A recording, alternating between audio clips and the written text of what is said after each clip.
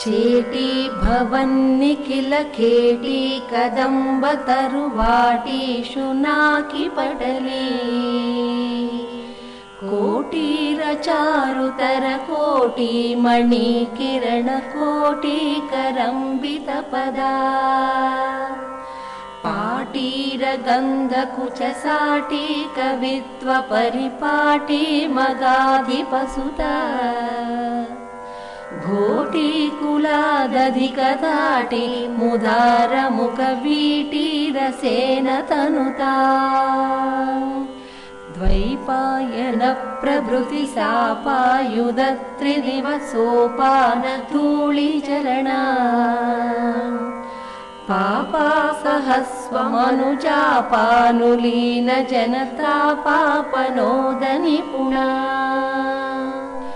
नीपालया सुरभिधूपालका दुरितकूपादुदं चयतु माम् रूपाधिकासि करिभूपाल वंशमणिदीपायिता भगवती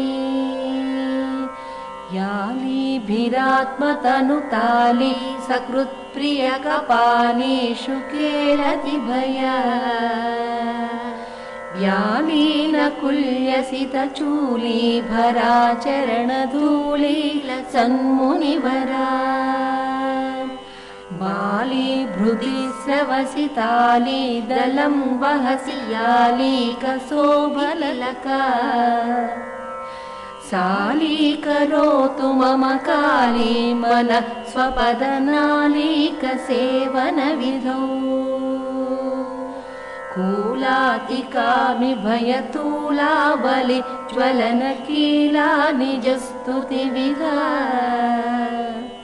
कोलाहलक्षपितकालामरी कुशलकीलालपोषणनभा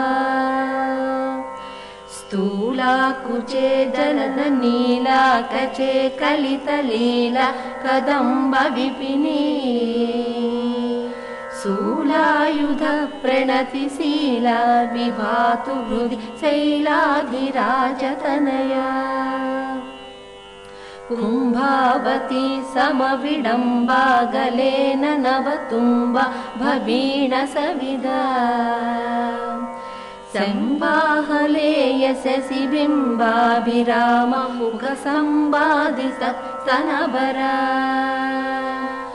अम्बाकुरङ्गमदजम्बालरोचिरिहलम्बालक दिशतु मे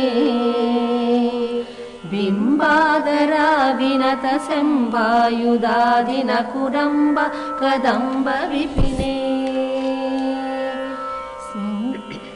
यङ्काकरे वपुषि कङ्कादिरक्तपुषिकङ्कादिपक्षिविषप्ये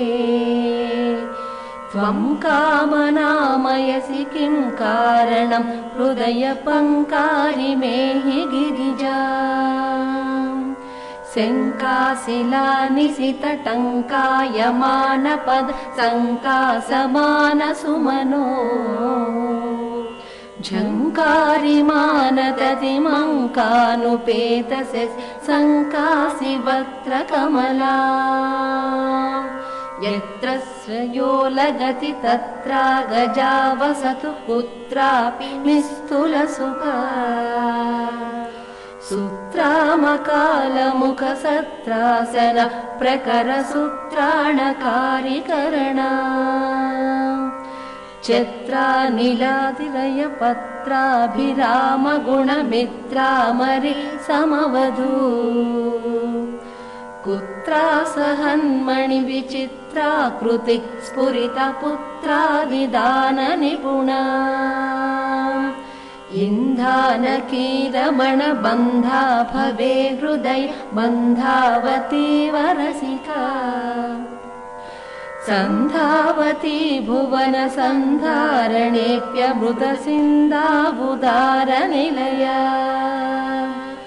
गन्धानुभानुमहरन्धालिवीतकचबन्धा समर्पयतु मे